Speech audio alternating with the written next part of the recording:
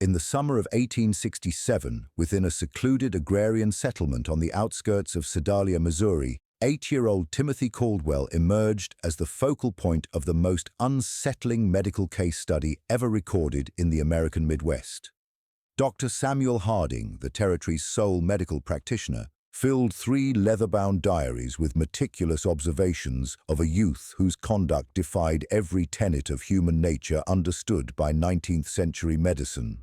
The boy appeared typical, even charismatic to those who met him briefly. Yet beneath that facade of innocence resided something that the scientific minds of the era simply could not categorize. Over the span of 6 months, 3 individuals perished in tragic mishaps near Timothy Caldwell, alongside dozens of livestock discovered deceased under cryptic conditions. 11 people in total had crossed paths with a child whose grin never quite reached his frigid blue eyes. The official documentation was eventually suppressed by regional authorities and obscured for more than 100 years. However, the reality concerning Timothy Caldwell uncovers a profound darkness that challenges every assumption regarding the capacity for malice during childhood. Before we delve further into the chronicle of Timothy Caldwell and the dread that seized Sedalia County, if this narrative captivates you, ensure you subscribe to our channel and activate the notification bell so you never overlook our examinations of America's grimmest historical enigmas. We invite you to share in the comments which state or city you are joining us from. We truly value the engagement of our global community of mystery seekers. The sequence of events that would render Timothy Caldwell notorious commenced not with aggression, but with bereavement. The Missouri of 1867 was a land still hemorrhaging from the scars of the Civil War. Settlements like Sedalia had dispatched their youth to perish on distant soil, leaving a legacy of widows, orphans, and fractured societies struggling to mend. The Caldwell homestead, situated in a valley 15 miles south of the township, had once flourished. James and Martha Caldwell had established their farm with aspirations of raising livestock and crops, yet those ambitions perished alongside James at the Battle of Wilson's Creek in 1861. Martha attempted to uphold the farmstead independently, but tuberculosis claimed her life during the harsh winter of 1865. Their elder son, Thomas, barely 21, fell heir to land he lacked the strength to till and debts he could not settle. When Thomas received intelligence that his brother William had expired at Andersonville prison, leaving a widow and an 8-year-old son, he perceived both a liability and a prospect. The young Timothy required a residence, and Thomas desperately needed assistance with the grueling demands of farm labor. Thomas Caldwell was a severe man, hardened by conflict and grief. His spouse, Sarah, had grown sharp-tongued and resentful during their childless years. Neither was naturally inclined toward nurturing a child, particularly one who arrived at their threshold in the spring of 1866, carrying nothing but a modest cloth sack and possessing eyes that appeared far too ancient for his youthful countenance. Timothy Caldwell was diminutive for his age, with translucent skin that scorched easily under the Missouri sun and flaxen hair that his Aunt Sarah kept shorn to prevent infestations. He spoke sparingly of his previous life, providing only fragments when questioned. His father had been a combatant, his mother had coughed blood. He had resided with neighbors for a period following her passing. What impressed adults most about Timothy was his rigid politeness. He was consistent with his etiquette, never voicing complaints regarding chores or discipline. He seemed the very archetype of a disciplined child. Dr. Samuel Harding first met Timothy in June of 1866 when the youth accompanied his uncle to the township for provisions. Harding, a scholar of the Missouri Medical College and one of the few professionally trained doctors west of St. Louis, had cultivated a sharp instinct for analyzing character during his tenure, treating soldiers from both sides of the war. Something about the Caldwell youth disquieted him, though the cause remained elusive. The child was impeccably civil, Harding would later note in his journals. He provided direct answers, maintained steady eye contact, and showed none of the restlessness or timidity common among rural children meeting strangers. Nevertheless, I found myself profoundly ill at ease in his company.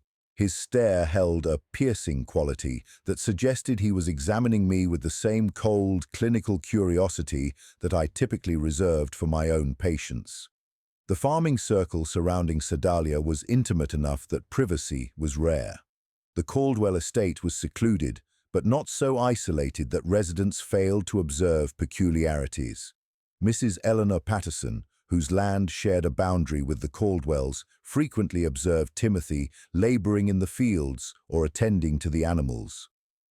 She remarked to her spouse that the boy worked with a singular intensity for one so young, never appearing to tire or pausing for recreation as children normally do.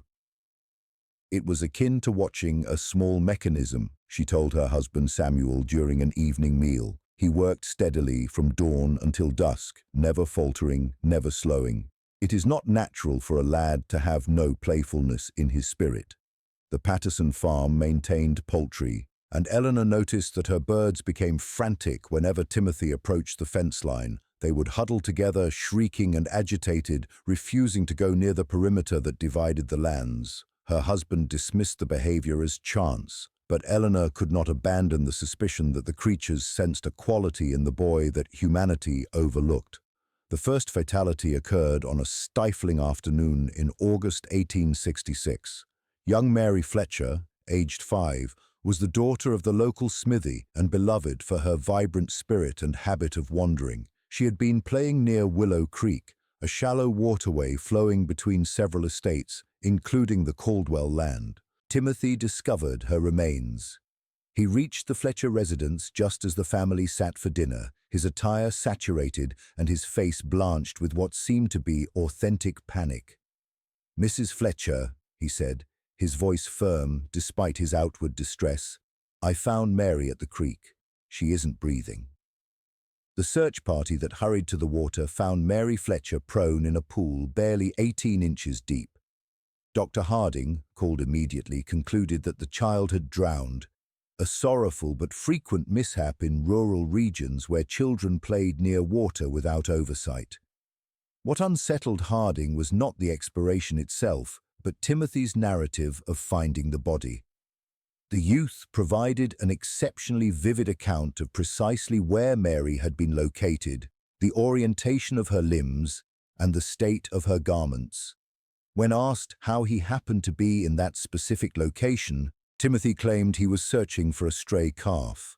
The boy's memory was strikingly exact, Harding recorded. He could detail the specific alignment of the girl's body, the way her skirt snagged on a branch beneath the surface, and even the hue of the water surrounding her face. Such keen observation seemed misplaced for a child who claimed to be horrified by the sight. Thomas Caldwell confirmed that a calf had indeed gone missing, and he had dispatched Timothy to the creek.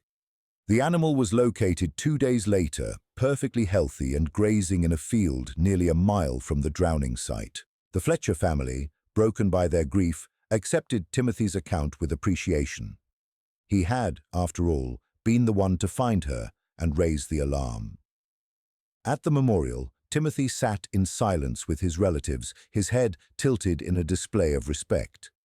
When the family thanked him for his intervention, he accepted their praise with solemnity.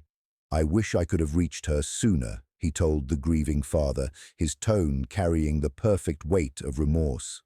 But Eleanor Patterson, observing from the pews, noted something that haunted her. When the mother collapsed in anguish, when the sight of the small casket broke the composure of strong men, Timothy's expression remained static. His head was lowered, but when he believed he was unobserved, his pale eyes remained dry and calculating, absorbing every nuance of the mourning around him. The second death occurred 3 weeks later. Old Henrik Larsson, a Norwegian immigrant and former woodsman, was found at the base of a jagged cliff known as Devil's Bluff. The precipice overlooked the creek where the first tragedy happened, and Henrik was known to go there to monitor wild beehives. Again, Timothy Caldwell was the one to find him. He had been returning from town when he noticed something wrong. "I saw Mr. Larsson's hat snagged on a thorn bush," Timothy informed the crowd. "I called out but heard nothing, so I climbed down to investigate." Henrik Larsson was dead, his neck fractured from a fall. Dr. Harding's review indicated the man died on impact. The only strange detail was a cluster of dead bees scattered around the corpse, far more than usual for that distance from a hive. Mr. Larson knew those heights better than anyone, Samuel Patterson told the doctor. He had climbed there for years without a slip. It makes no sense he would tumble now. Timothy suggested that perhaps the man was swarmed and lost his balance. He always mentioned how fierce they get when disturbed, the boy noted. Maybe they attacked and he became disoriented. Harding found the theory plausible, but the scene felt wrong. The dead bees were concentrated in a tight circle around the body. If he had disturbed a hive at the summit, there should have been more evidence of the struggle along the path of the fall. Instead, it looked as though the insects had been gathered at the landing site. When Harding inspected the hives at the top, he found them undisturbed. The bees were calm, moving normally among the late summer blooms. The third death eradicated any belief in coincidence. In September 1866, 6-year-old Jacob Mills disappeared while playing in the forest. His body was found 4 days later in a forgotten well half a mile away. Timothy had volunteered for the search. For days, he worked alongside the men, showing endurance that surpassed his age. He seemed to navigate the thickets with ease, guiding others through difficult terrain. When asked how he knew the woods so well, he claimed he explored them to find herbs for his aunt. On the fourth morning, Timothy arrived at the Mills cabin.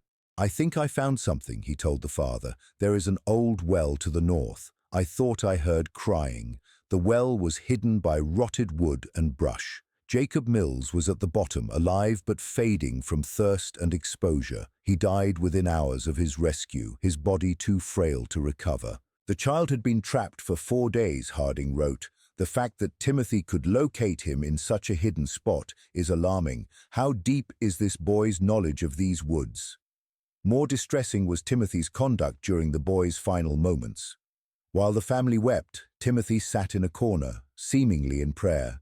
But Harding, watching closely, saw that Timothy wasn't praying. His lips moved, but his eyes were locked on the dying child with a cold, analytical focus. He seemed to be documenting every stage of the boy's passing, the gasping breath, the fading color, the loss of consciousness. When death finally came, Timothy showed no sorrow. Instead, there was a look that Harding could only call satisfaction. Following the service, Harding returned to the well. The site was hidden by debris that would have taken effort to arrange. Timothy's claim of hearing cries from such a depth through such thick cover seemed impossible. Upon closer inspection, Harding saw that the logs and branches had been placed with intent, creating a camouflage that looked natural but was clearly deliberate. The thought was too dark to speak, but Harding suspected Jacob hadn't fallen. He had been placed there and hidden until it was too late. That night, the doctor began keeping a secret record of the boy. If he was right, the child was a threat to everyone, but he had no proof. Timothy was the image of a perfect child. He attended church, worked hard, and spoke with manners. He had an excuse for every tragedy. Yet Harding's experience with war had taught him to see the signs of those who killed for pleasure. A lack of empathy, a fascination with agony, a clinical detachment from violence. Timothy possessed all these traits in the body of a child. Harding's investigation grew in October. He visited local farms under the guise of medical checkups, gathering stories. He found that livestock near the Caldwell farm were dying at strange rates. Not from sickness, but from odd injuries. Poultry with broken necks, horses with sudden lameness, pigs with infected wounds. Eleanor Patterson shared that she had lost 17 chickens. They were found with their necks broken cleanly, she said. It didn't look like a fox. It was too precise. When Harding looked at the carcasses, he saw evidence of anatomical knowledge. It wasn't a predator. It was a calculated act. Similar stories came from others. Calves strangled, bulls fallen in ditches, always near the Caldwell property and often with Timothy seen nearby. Harding also watched the boy during medical visits to his uncle. Timothy asked advanced questions about death. "How do you know for sure if someone is dead?" he asked once. His tone was casual. He claimed he wanted to be ready for emergencies, but his interest was purely mechanical. He wanted to know the duration of dying and the signs of trauma. Harding began testing him with false medical facts, but Timothy merely absorbed the information. Most chilling was the boy's reaction to war stories. While other children were horrified, Timothy was fascinated by wound patterns and the sounds of the dying. "Did they scream when you amputated?" he asked. The question, delivered with a polite smile, haunted the doctor.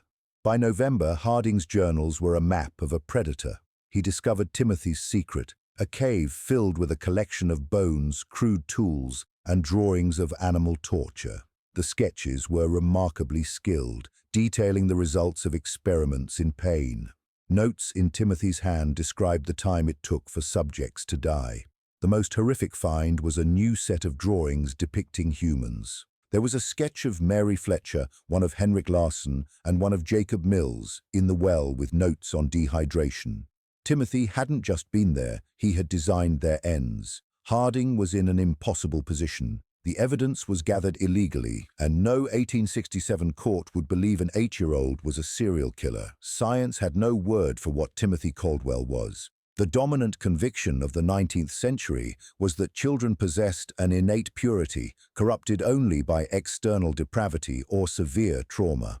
The notion that a soul could be born entirely devoid of empathy or a moral compass was fundamentally incomprehensible to the public. Dr. Harding recognized that presenting his findings to the local magistracy would likely result in his dismissal as a physician whose mind had been fractured by the horrors of the Civil War. His evidence would be trivialized, and Timothy would be defended as a grieving orphan in need of compassion, allowing the carnage to persist. Consequently, Harding chose a direct confrontation. During a subsequent visit to the Caldwell estate, he invited the boy to walk with him toward the distant pastures. Once isolated, the doctor revealed his knowledge of the hidden cave. Timothy's reaction lacked any semblance of shock, denial, or terror. He listened with a chilling composure, occasionally nodding as if verifying the doctor's clinical accuracy. "You will not reveal this to anyone," Timothy remarked. It was not a plea for mercy, but a cold declaration of fact. When Harding inquired as to why he would remain silent, Timothy offered a genuine smile, the first authentic emotion Harding had ever witnessed on the boy's face. "Because no one will believe you," the boy replied, "and because you are fascinated by what I might do next." The boy had correctly identified Harding's own intellectual vulnerability, a scientific obsession with observing the maturation of the most predatory human mind he had ever encountered. Timothy admitted he had been practicing since the age of 5, beginning with insects and progressing to larger mammals. He viewed the people who died as mere extensions of his experiments, noting that while humans reacted much like animals, their superior awareness of their own suffering made them more compelling subjects. Harding felt a frigid sensation that surpassed the autumn chill. When asked of his future intentions, Timothy calmly explained his need to observe the destruction of someone who trusted him implicitly. The implication was immediate. Timothy intended to murder his aunt and uncle. Harding knew he had very little time. That evening he sought out Sheriff William Crawford, a pragmatist who respected the doctor's record. Harding focused on the anatomical precision of the drawings and the lethal patterns rather than psychological theory. Crawford, though disturbed by the sketches, agreed to a strategy. They would not arrest the child immediately on suspicion alone, but would set a trap. The following morning, Harding arrived at the farm while Crawford's deputies positioned themselves in the brush. The homestead was eerily silent. Timothy appeared in the doorway, his sleeves rolled and his hands recently scrubbed with a vigor that suggested preparation for a grim task. Inside, Harding found Thomas and Sarah in a state of unnatural, shallow sleep. Timothy explained with terrifying nonchalance that he had used wild herbs to ensure they would not wake, allowing for a long, uninterrupted conversation. What followed was a clinical lecture on murder. Timothy detailed how he held Mary Fletcher underwater for 3 minutes to observe her survival instincts and how he engineered Henrik Larsson's fatal fall by using a bag of bees to incite a panic. He spoke of Jacob Mills with a teacher's pride, explaining how he had kept the boy alive in the well for 4 days just to monitor the progression of dehydration. Timothy then revealed his ultimate plan. He wanted to use Dr. Harding as a subject in a new study. He wanted to see if a man who understood the danger would sacrifice himself or flee in cowardice. As the boy began organizing kitchen knives and ropes with surgical precision, Harding drew his Navy Colt pistol. Timothy showed no fear, instead analyzing the weapon's capacity and mocking the doctor's desire to protect the unconscious couple. The boy's ability to manipulate Harding's curiosity was as lethal as the blade he eventually produced. When Harding moved to protect his sleeping patients, Timothy attacked with a feral, calculated speed, slashing the doctor's arm. The struggle was violent. Despite his size, the boy fought with anatomical expertise. When the sheriff and his deputies finally burst through the door, they found a scene of absolute depravity. Even as he was bound, Timothy remained defiant, claiming no one would believe such crimes were committed by a child, and predicting that his own unique nature would make him an object of study rather than an object of execution. Following the arrest, the legal system of 1867 struggled to categorize the boy. While the murder of his relatives was undeniable, his past crimes were dismissed by many as childhood fantasy. Eventually, a compromise sent Timothy to the Missouri State Hospital for the Insane in Fulton. Harding stayed for months, witnessing Timothy's terrifying ability to mimic remorse and gratitude to deceive the staff. The doctor realized the boy was simply cataloging human emotions like a foreign language, using them to navigate the facility. During his 18 months of confinement, several accidental deaths occurred among elderly patients, and staff members reported a persistent, soul-crushing dread in the boy's presence. Dr. Martha Fitzgerald eventually discovered that Timothy was keeping a coded journal under the guise of therapeutic writing. Once decoded, the entries revealed no redemption, only a systematic analysis of the hospital's security and the psychological profiles of his guards. In the summer of 1868, Timothy Caldwell vanished. The official report cited a lapse during a building transfer, but Harding believed the escape was a masterpiece of long-term manipulation. In the decades that followed, Harding tracked a trail of staged accidents and mutilated livestock across the Midwest, fearing that the boy had matured into a predator of unprecedented sophistication. Harding's private papers, discovered after his death in 1891, suggested that Timothy was not a mere anomaly, but a dark portent of a human being stripped of all moral constraints. The Caldwell farm was eventually razed, and the cave where the boy's experiments began was sealed. Yet the legend of the impossible boy lingered as a grim reminder that evil can wear the most innocent of masks.